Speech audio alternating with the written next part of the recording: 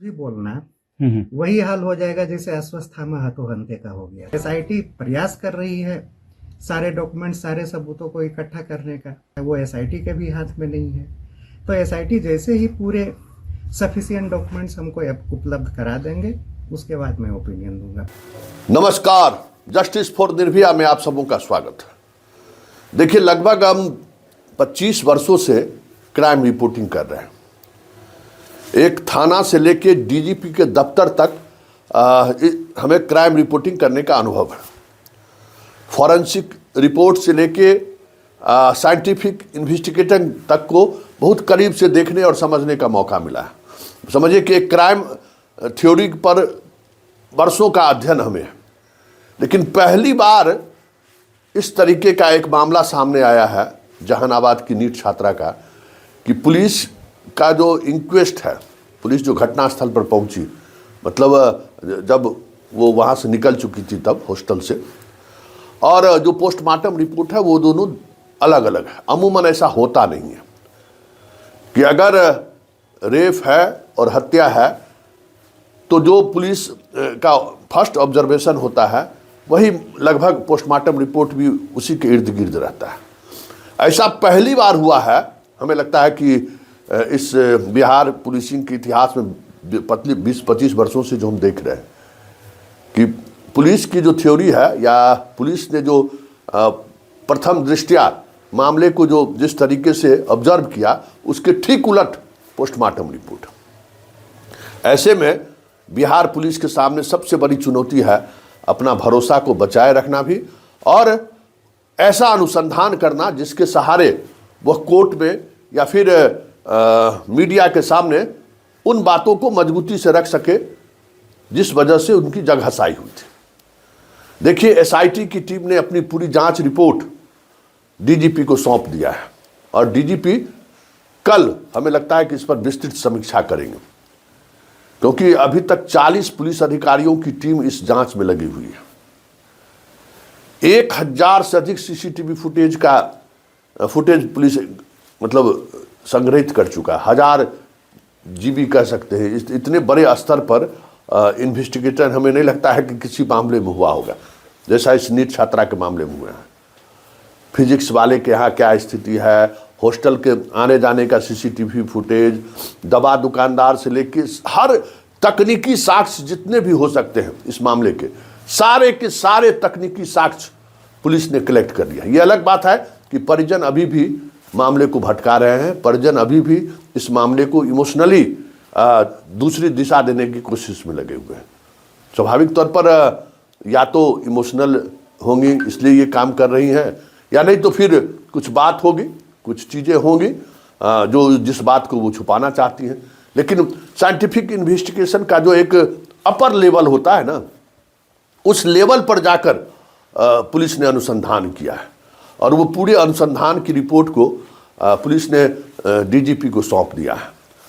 हिंदुस्तान अखबार हो या दैनिक जागरण अखबार हो, चाहे भास्कर अखबार हो, मतलब जितने भी बिहार की लीडिंग अखबार हैं, उन्होंने अपने पूरे रिपोर्टिंग में ये बात अंततः उन्होंने वो भी लिखने को मजबूर हुए कि यहाँ पर कोई घटना उसके साथ नहीं घटित हुई है।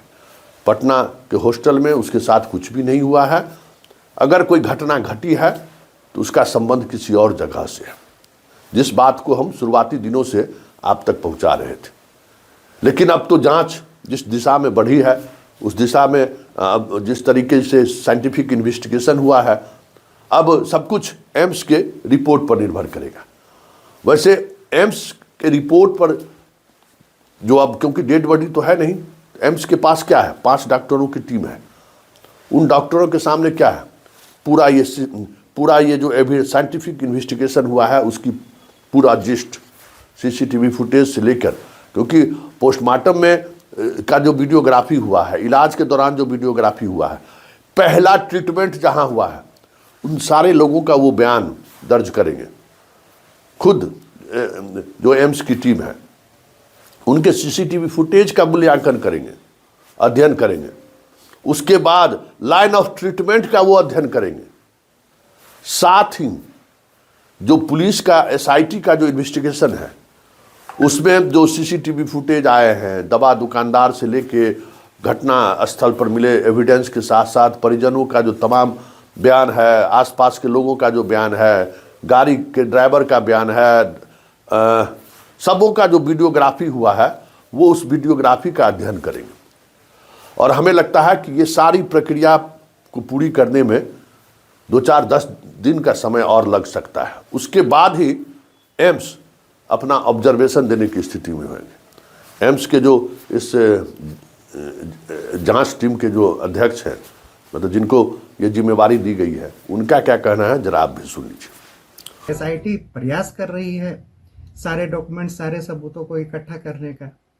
जब तक जो है एसआईटी सारे सबूतों को इकट्ठा करके हमारे पास ले नहीं आती है, सारे रिपोर्ट्स को इकट्ठा करके हमारे पास ले नहीं आती है, क्योंकि डिफरेंट सबूत, डिफरेंट एग्जामिनेशन डिफरेंट एजेंसी के द्वारा किया जाता है, वो एसआईटी के भी हाथ में नहीं है।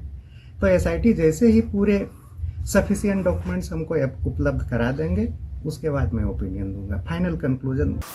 तो आपने सुना, लाइन ऑफ इन्वेस्टिगेशन महत्वपूर्ण रखता है और उसके बाद चीज़ें जैसे जैसे साइंटिफिक इन्वेस्टिगेशन में जो चीज़ें आएंगी उसके आधार पर एम्स फाइनल कंक्लूजन पर पहुंचेगा।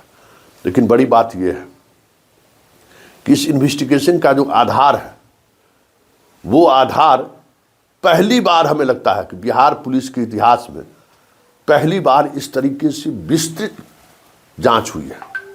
वजह जो भी रहा हो, सरकार दबाव में है या सरकार अपना साख बचाना चाह रही है, हालांकि रिपोर्ट कुछ भी आएगी, अगर पुलिस जो थ्योरी लोग अभी तक बनाते रहे हैं उस दिशा में अगर रिपोर्ट नहीं आई, तो सब के सब जो लोग इनके पीछे पड़े हुए हैं वो ज़रूर इस बात को कहेंगे कि अनुसंधान में घालमेल कर दिया गया। एक मंत्री को बेटे के बचाने के लिए घाल। अरे भाई, कौन है वो मंत्री, जरा खुलकर बताइए तो सही, कौन है जो इसके पीछे? जो कहा जा रहा है, अरे भाई हम भी तो जानना चाह रहे हैं। कल हमारे पप्पू यादव से भी बात हुई, हमने कहा कि आप बिहार की कई घटनाओं में आप हमसे बात करते हैं, आप हमसे जानकारी लेते हैं कि वाकई में स्थिति क्या है। इस मामले में आप बयान देने से पहले बात नहीं कि आप हमको पार्टी बना दिए। आपके पास कोई एविडेंस है तो दीजिए। मीडिया में बयान देने से मतलब नहीं है, आप कुछ अगर है तो आपको बताइए। तो कोरोना से पहले ही चंद्रवंशी जो है 12,000 रुपया महीना पर करता था, हमको कोई एविडेंस दीजिए। भाई करता था और आज वो करोड़ों का मालिक है, दीजिए। बुद्धा अस्पताल में उसका शेयर है, अरे भाई हमको कोई प्रूफ दीजिए ना। तो पप्पू यादव नेता हैं, वो बयान दे सकते हैं, पत्रकार उस बयान को कोट कर सकता है, लेकिन उस बयान के सहारे स्टोरी नहीं कर सकती।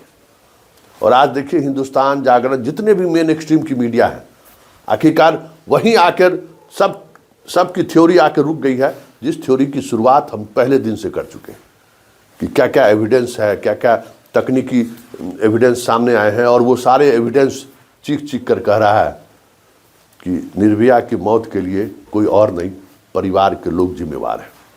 अब हम भी खुलकर वो बोलना शुरू कर दिए हैं कि परिवार के लोग जिम्मेवार हैं। अपना मन मर्जी थोपने के लिए बेटी को भेज दिए कि डॉक्टर बन के आओ। एक बार भी अगर ये जाकर फिजिक्स वाले में अगर पता किए होते कि उनकी बेटी क्लास कर रही है कि नहीं कर रही है, उनकी बेटी का जो मंथली टेस्ट होता है 50 टेस्ट में 47 टेस्ट में ही नहीं बैठी हैं, क्या रिजल्ट है, अगर बाप आकर देखे होते, पिताजी आकर देख लिए होते, तो उनको समझ में आ गया रहता कि भाई हमारी बेटी का लेवल क्या है। वैसे डायरी में वो बहुत सारी चीज़ें लिखी हैं, जो डायरी चीख कर बयां कर रहा है कि आज के मिडिल क्लास के अभिभावक किस तरीके से अपने बच्चों पर अपना महत्वाकांक्षा थोपते हैं और उसका क्या इम्पैक्ट बच्चों के जीवन पर पड़ रहा है।